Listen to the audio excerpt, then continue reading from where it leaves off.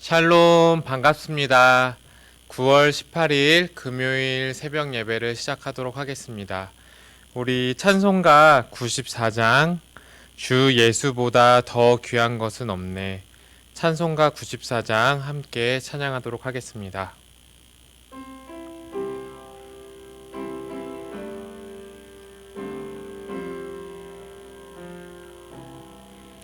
주 예수보다 더 귀한 것은 없네.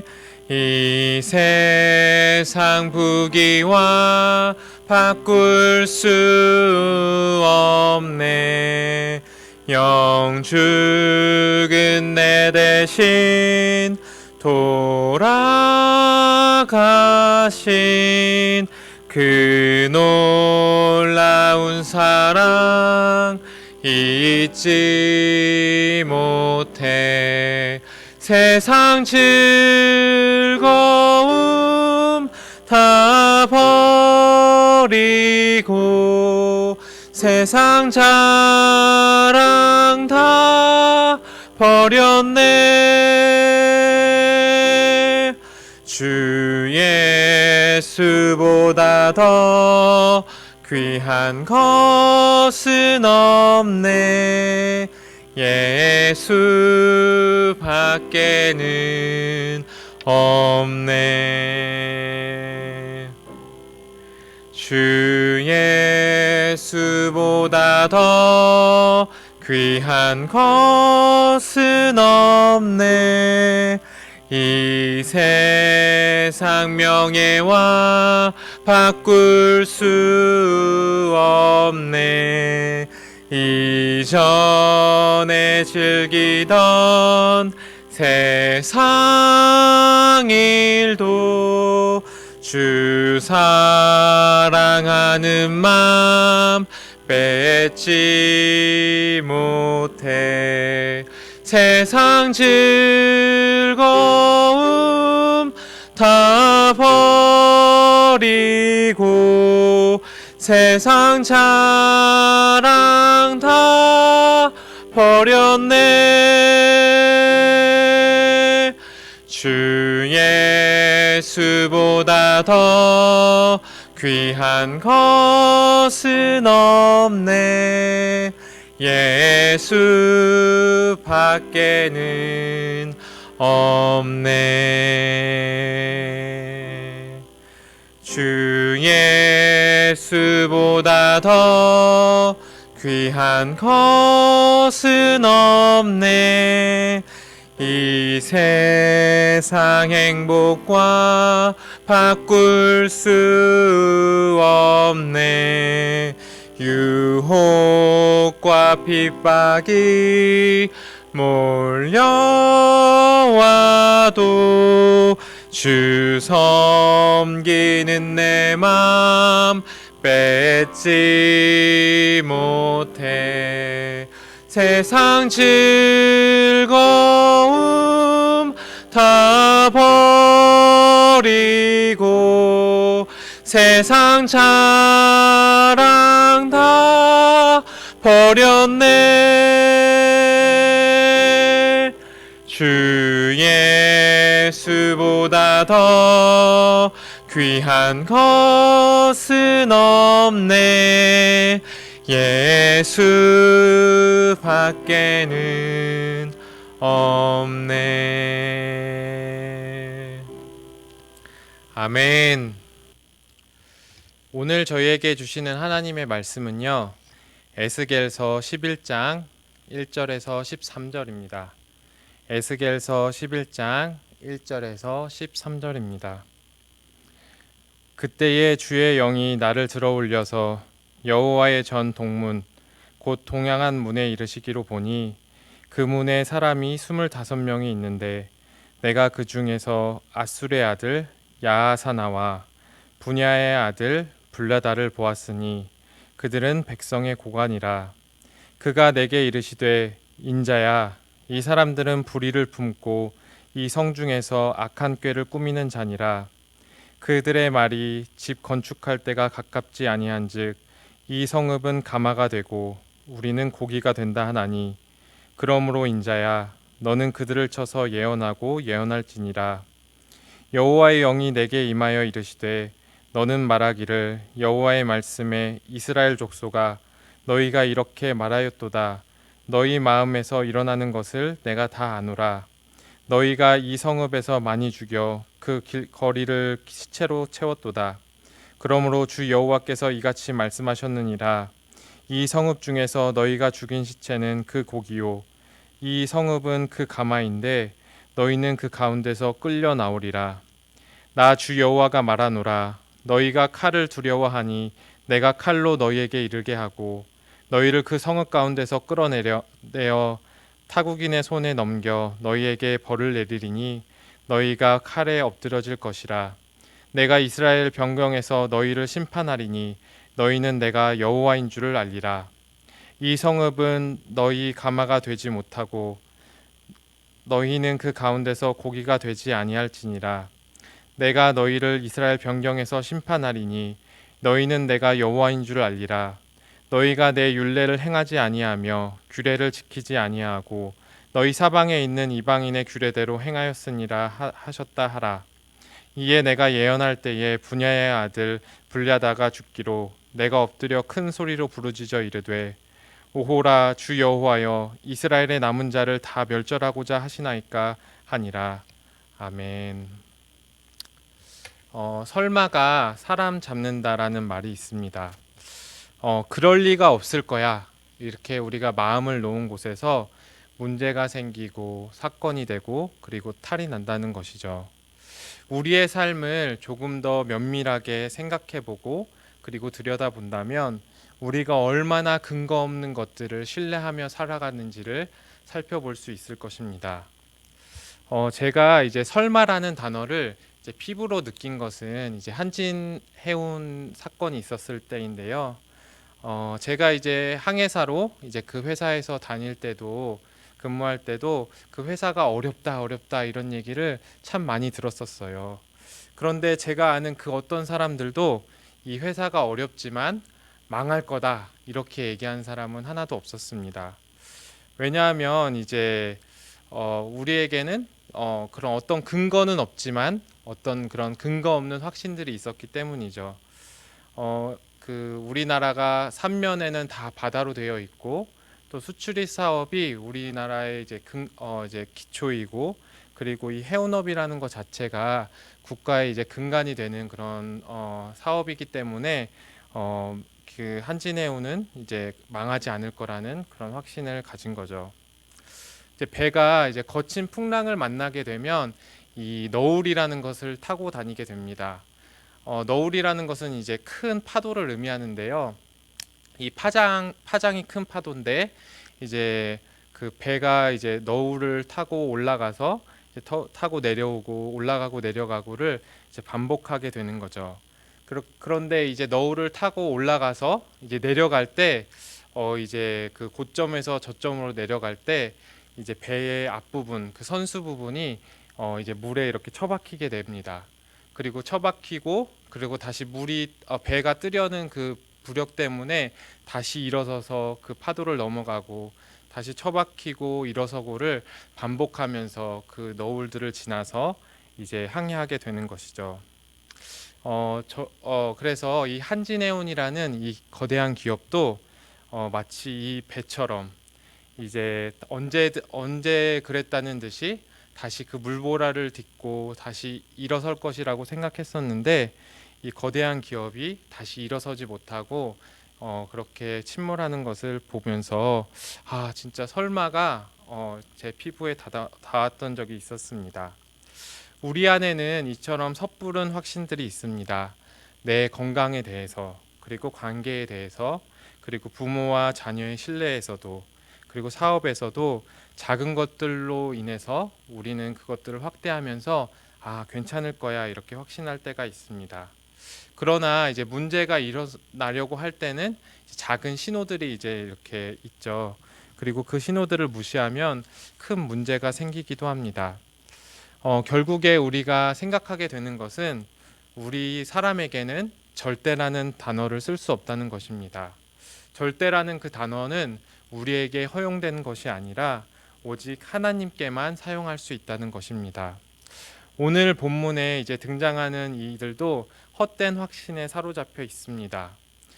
예루살렘에 이제 남아 있는 이제 새롭게 지도자가 된 그 고위층인데요.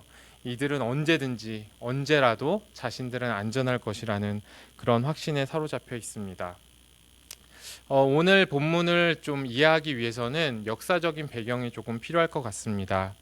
바벨론은 이제 세 번에 걸쳐서 이제 이스라엘을 이제 침공해 오게 되고 이 세 번의 침공으로 인해서 남유다는 이제 침몰하게 됩니다. 완전히 무너지게 됩니다.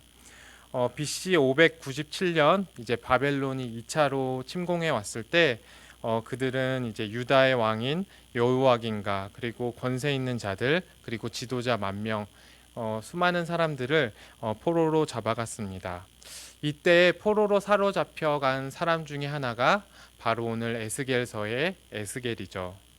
그래서 오늘 11장의 이 본문의 시점이 어느 때냐면 이 바벨론의 2차 침공으로 해서 끌려왔고 그리고 아직 3차가 일어나기 전 그 2차와 3차의 그 시간 안에서 오늘 본문을 바라봐야 합니다. 하나님은 그 바벨론이라는 그 먼 타지에 있는 에스겔에게 그 멀리 떨어진 그 예루살렘의 성전의 모습을 환상 가운데 보여주고 계십니다. 우리 11장 1절에서 4절을 다시 한번 읽어보도록 하겠습니다. 그때에 주의 영이 나를 들어올려서 여호와의 전 동문 곧 동양한 문에 이르시기로 보니 그 문에 사람이 25명이 있는데 내가 그 중에서 아술의 아들 야사나와 분야야의 아들 블라다를 보았으니 그들은 백성의 고관이라. 그가 내게 이르시되 인자야 이 사람들은 불의를 품고 이 성 중에서 악한 꾀를 꾸미는 자니라. 그들의 말이 집 건축할 때가 가깝지 아니한즉 이 성읍은 가마가 되고 우리는 고기가 된다 하나니 그러므로 인자야 너는 그들을 쳐서 예언하고 예언할지니라. 아멘. 바벨론의 2차 침공으로 인해서 이제 포로들이 끌려가게 되면서 이스라엘의 그 지도층 안에는 공백이 생기게 되었고 새로운 이들로 이 공백들이 채워지게 되었습니다. 그런데 이 새로 이렇게 지도자들이 된 이들은 하나님이 보시기에 자격 없는 불의한 이들이었고 헛된 신뢰를 가지고 있었습니다. 이들이 했던 말이 있는데요. 그 말이 무엇이냐면 집 건축할 때가 가깝지 아니한즉 이 성읍은 가마가 되고 우리는 고기가 된다입니다. 언뜻 들으면 진짜 암호화 같은 이게 무슨 말이지 하는 그런 어려운 말인데요. 이제 그 당시에는 이 고기를 이제 손질을 하고요. 그 고기를 손질해서 가장 좋은 부위를 가마 안에 따로 이렇게 두었다고 합니다. 아마도 이 가마의 그 뚜껑이 무겁다 보니까 곤충이나 그 여러 짐승들에게서 이제 보호할 수 있어서 안전하게 보관할 수 있어서 이 가마에 이제 최상품 고기들을 넣어두었던 것이죠. 또 반대로 이제 손질하고 남은 그 쓸모없는 고기들이나 내장들은 이제 내다 버렸다고 합니다. 따라서 이 고위층들이 하고 싶은 이야기가 무엇이냐면 예루살렘의 이 도시가 마치 뚜껑이 잘 닫혀져 있는 이 가마와도 같다는 것입니다. 그리고 자신 그 지도층들은 그 마치 가마 속에 잘 보관되어 있는 이 최상품 고기라는 것이죠. 따라서 그들은 이 예루살렘 안에서 나의 위치나 나의 안전은 너무나도 철저히 확인되고 보호되고 있다 이렇게 생각하고 있다는 것이죠. 그렇다면 또 이들이 생각하는 버려지는 고기와 같은 사람들은 누구였을까요? 첫 번째로는 에스겔처럼 바벨론에 끌려갔던 사람들을 이들은 이제 그렇게 보았고요. 두 번째로는 예루살렘의 일반 평민들, 그 하층민들을 이들은 이제 버려진 고기와 같다고 생각했던 것 같습니다. 사실 이 지도자들은 예루살렘이라는 이 가마가 이 성읍이 무너지지 않을 것이라는 그 헛된 것들을 붙잡고 있었죠. 언약의 주인 되시는 그 하나님 그 자체를 붙잡은 것이 아니라 그분 자체를 붙잡은 것이 아니라 하나님이 주시기로 한 그 약속만을 붙들고 있었던 것입니다. 따라서 이들은 하나님 밖에 서 있었고요. 그 하나님 밖에서 하나님을 인용하면서 그렇게 살아가던 이들이었습니다. 이들의 삶과 관계는 이미 다 깨어지고 부패해 있었고, 그것은 예루살렘의 백성들을 부당하게 대하는 것으로부터 나타났습니다. 미가서 3장에서는 하나님은 그들을 고발합니다. 정의에 관심을 가져야 할 너희가 선한 것을 미워하고 악한 것을 사랑한다. 내 백성을 산채로 그 가죽을 벗기고 뼈에서 살을 뜯어내었다. 너희는 내 백성을 잡아먹는다. 가죽을 벗기고 뼈를 산산이 부수고 내 백성을 냄비에 삶아 먹는다. 이렇게 무시무시하게 하나님은 이 이스라엘의 지도층들을 고발하고 계십니다. 예루살렘의 이 새로운 지도층들은 무고한 이들을 희생양으로 삼아서 잡아서 찢고 그리고 핏덩이채 삼키는 그런 늑대와도 같은 무리들이었습니다. 하나님은 이 겉모습과 지위에 속지 않으시죠. 그들의 마음 가운데 일렁이고 꿈틀대는 그 욕망의 그 역동들을 하나님께서는 바라보시고 알고 계십니다. 따라서 하나님은 진짜로 그 가마에 들어갈 고기가 무엇인지 그 하나님의 눈으로 다시 재정의해 주십니다. 우리 7절에서 10절을 읽어보도록 하겠습니다. 그러므로 주 여호와께서 이같이 말씀하셨느니라. 이 성읍 중에서 너희가 죽인 시체는 그 고기요 이 성읍은 그 가마인데 너희는 그 가운데서 끌려 나오리라. 나 주 여호와가 말하노라. 너희가 칼을 무서워하니 내가 칼로 너희에게 이르게 하고 너희를 그 성읍 가운데서 끌어내어 타국인의 손에 넘겨 너희에게 벌을 내리리니 너희가 칼에 엎드려질 것이라. 내가 이스라엘 변경에서 너희를 심판하리니 너희는 내가 여호와인 줄 알리라. 아멘. 이 가마와 고기의 비유는 더 이상 예루살렘의 지도자들에게 안전함을 의미하지 않았습니다. 이 비유는 오히려 힘없고 약한 자를 억압하고 핍박하는 그들의 죄를 드러내는 도구로 사용되었죠. 그래서 하나님은 칼을 드십니다. 마치 정육점 주인이 칼을 들어서 고기를 도려내는 것처럼 하나님은 지도자들에게 칼을 대어서 도려내 버리겠다고 말씀하십니다. 세상의 부패한 지도자들을 향한 하나님의 반격의 메시지입니다. 하나님이 보시기에 이들은 보관되어야 할 그 극상품의 고기가 아니라 내버려져야 할 그 냄새나고 썩은 그 음식물 찌꺼기에 불과했습니다. 진짜 악취가 나고 견딜 수 없는 것은 세상의 그 어떠한 것이 아니라 부패한 인간의 마음이라고 예레미야서는 말하고 있습니다. 마음이 부패해서 나는 냄새는 그 어떤 것으로도 그 어떤 향수로도 가릴 수도 없고 숨길 수도 없습니다.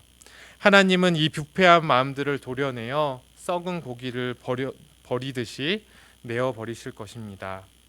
사랑하는 성도 여러분, 우리는 이러한 헛된 믿음과 부패한 마음과 삶에서 벗어나야 할 것입니다. 그렇다면 우리는 무엇을 할 수 있을까요? 우리는 하나님의 말씀을 항상 곁에 두고 끊임없이 묵상할 수 있습니다. 4절에서 하나님께서 그 에스겔에게 어떠한 명령을 하셨나요? 우리 4절을 읽어보도록 하겠습니다. 인자야, 너는 그들을 쳐서 예언하고 예언할지니라. 이렇게 말씀하셨습니다. 여기서 쳐서라는 단어는 대항하여 이렇게 이야기할 수 있고요. 예언은 이제 하나님의 말씀을 전하라는 거죠. 다시 말하자면 너는 그들을 대항하여 하나님의 말씀을 전하고 전하라. 이렇게 말씀하신 것이죠. 세상의 불신과 불의에 맞서는 행위는 다름 아닌 하나님의 말씀을 전하고 전하는 것입니다. 하나님의 말씀은 부패한 생각과 헛된 믿음들이 지배하는 세상에서 대항하는 가장 날카로운 그러한 칼날과도 같습니다. 우리는 이 하나님의 말씀을 세상 가운데 그리고 때로는 내 마음 가운데 전함으로 우리는 이 부패한 마음에서 벗어나야 합니다. 25시라는 책을 쓴 이제 작가분이 계신데요. 이제 비르질 게오르구라는 사람이에요. 그런데 이분이 이제 한 문학 그 강연에서 이제 자신의 경험을 토대로 좋은 메시지를 남겨주셨는데 어떤 이제 경험이었냐면요. 이제 이분이 이제 20살 때 이제 그 잠수함에서 이제 근무를 하신 적이 있었나 봐요. 그런데 이 잠수함에는 잠수함 한가운데에 그 통이 하나 있었다고 해요. 그런데 그 통 안에 무엇이 들어 있었냐면 특이하게도 이제 살아있는 토끼 한 마리가 들어 있었다고 하는 거죠. 잠수함이 웬 토끼일까? 혹시 뭐 심심해서 막 이렇게 애완동물을 키우는 걸까 생각하실 수도 있겠지만 이 토끼 역할은 그 당시 그 잠수함에서는 굉장히 중요한 역할이었습니다.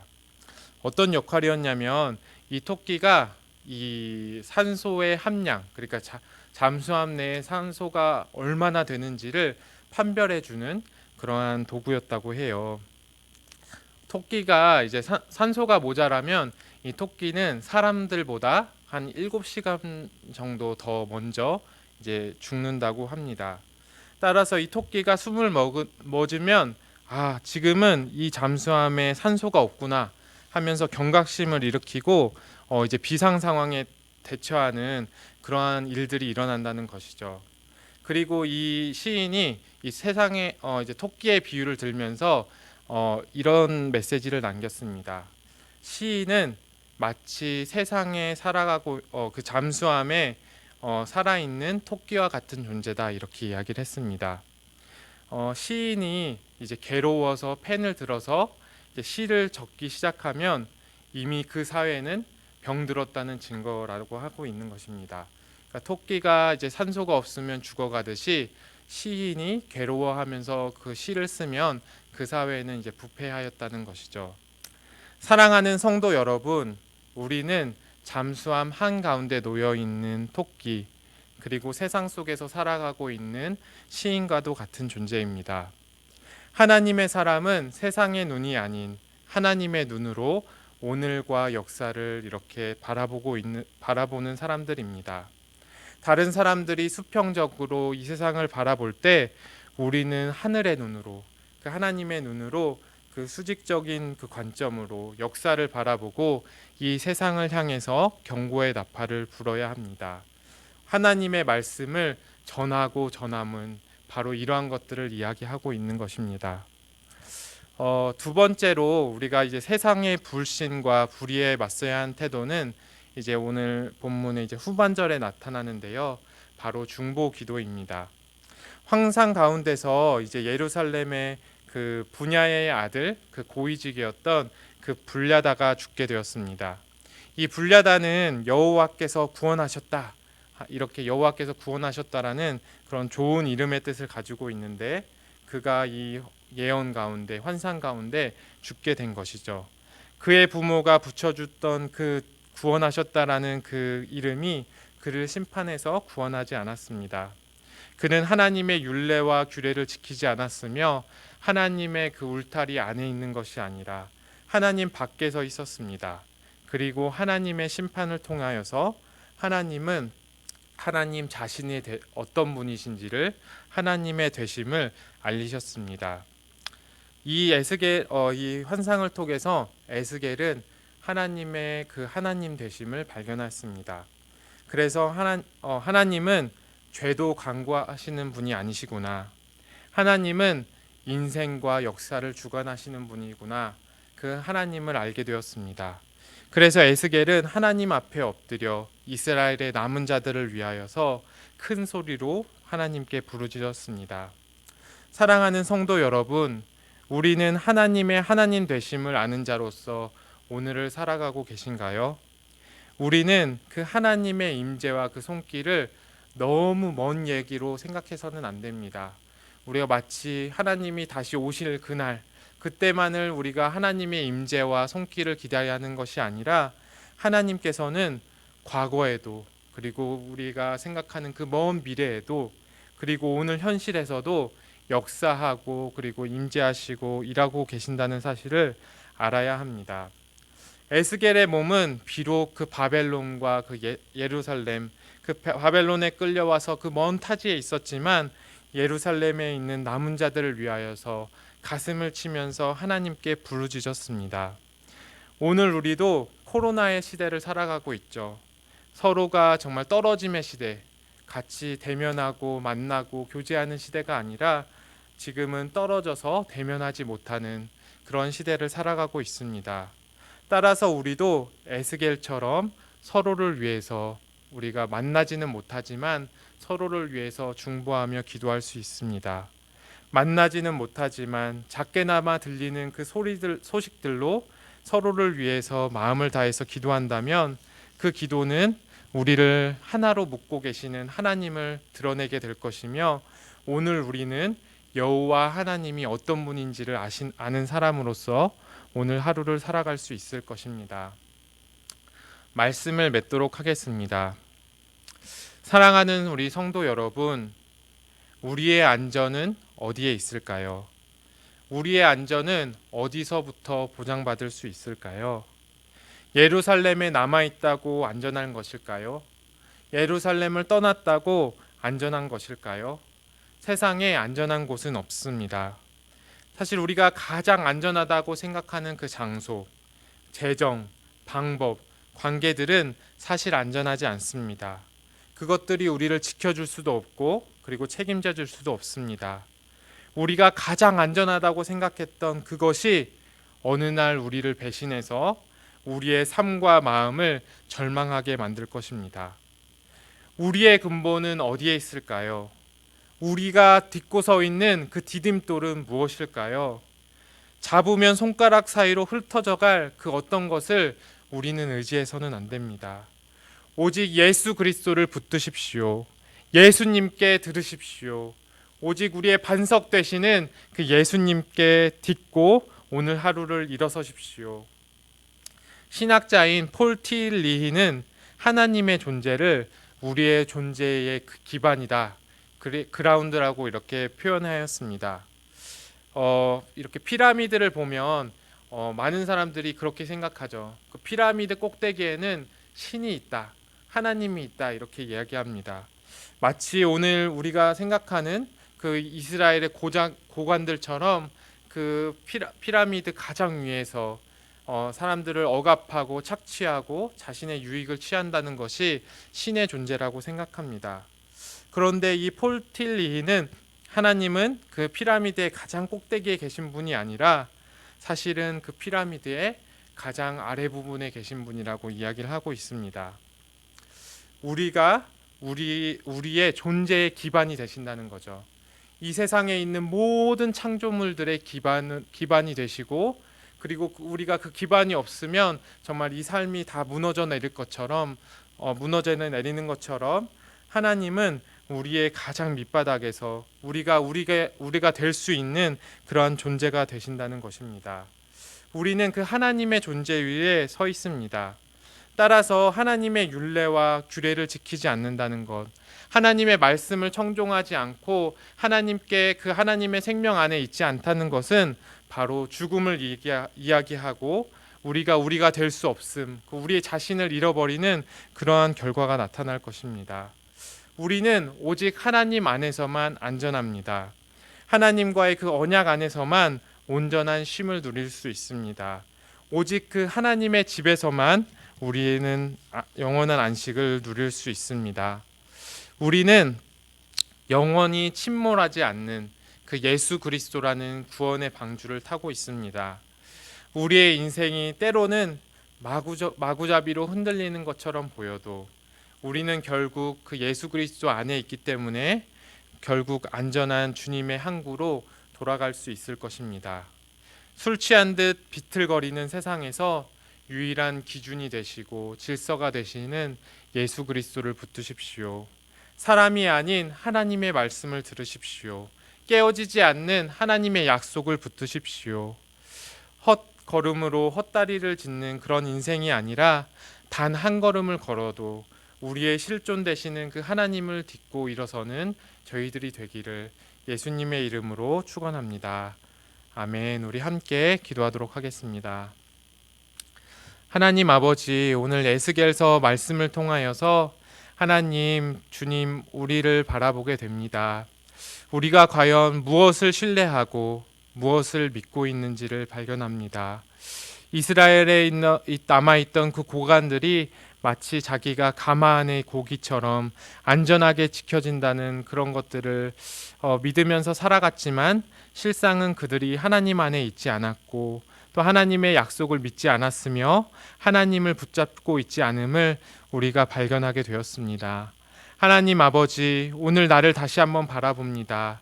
나와 우리의 가정 그리고 우리의 공동체가 과연 무엇을 붙들고 있는지, 무엇을 정말 나의 주님으로 생각하고 나의 왕으로 생각하고 내 생명이 어디서부터 흘러나오며 내가 오늘 어디를 딛고 살아가고 있는지를 발견하는 그런 하루가 되어지기를 소망합니다.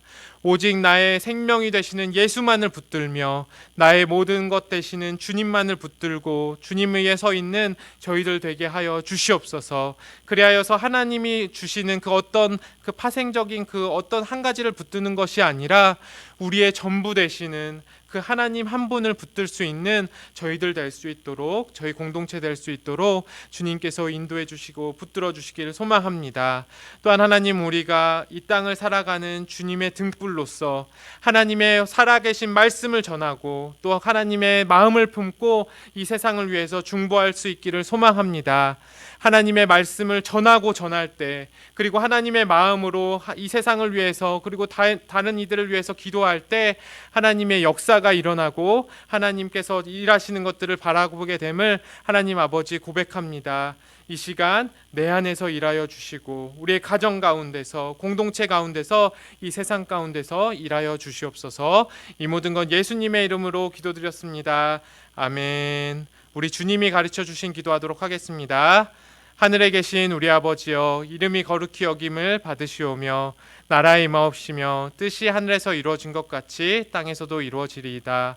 오늘날 우리에게 일용할 양식을 주옵시고 우리가 우리에게 죄 지은 자를 사하여 준 것 같이 우리의 죄를 사하여 주옵시고 우리를 시험에 들게 하지 마옵시고 다만 악에서 구하옵소서. 대개 나라와 권세와 영광이 아버지께 영원히 있사옵나이다. 아멘. 우리 두 가지 기도 제목을 놓고 기도했으면 좋겠습니다. 첫 번째는 나를 바라보면서 우리 함께 기도하겠습니다.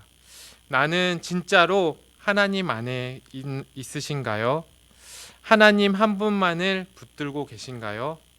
하나님으로부터 파생된 그 어떠한 것이 아니라 진짜 우리의 존재 되시는 그 주님을 만나고 있고 붙들고 있고 그분을 딛고 살아가고 있는가요?